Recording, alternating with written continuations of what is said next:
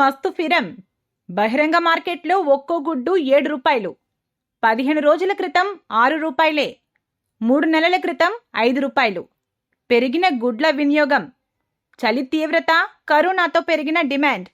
దేశవ్యాప్తంగా గుడ్ల ఉత్పత్తుల్లో మన రాష్ట్రమే టాప్.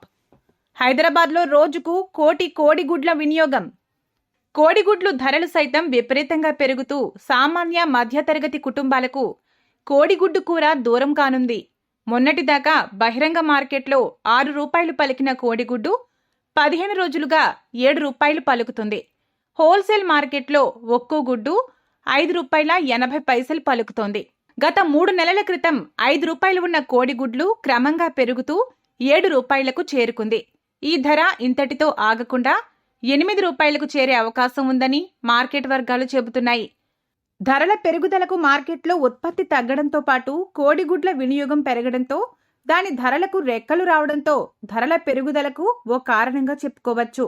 దేశవ్యాప్తంగా కోడిగుడ్ల ఉత్పత్తిలో మన తెలంగాణ రాష్ట్రం టాప్లో ఉండగా ఇక్కడి నుండే ముంబై, ఢిల్లీ, రాజస్థాన్, ఉత్తరప్రదేశ్ రాష్ట్రాలకు ఎగుమతవుతున్నాయి.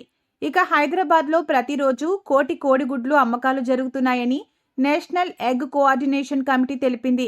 గత వారం రోజులుగా చలి తీవ్రంగా ఉండటం, కరోనా కేసులు పెరుగుతుండటంతో ప్రజలు ఎక్కువగా కోడిగుడ్ల వినియోగం చేస్తున్నారు. ఇక కోడిగుడ్ల ధరలతో పాటు మొన్నటిదాకా అందుబాటులో ఉన్న చికెన్ ధరలు సైతం పెరుగుతున్నాయి. 120 నుంచి 150కు లభించిన చికెన్ ప్రస్తుతం 200 రూపాయలకు మార్కెట్లో లభిస్తుంది.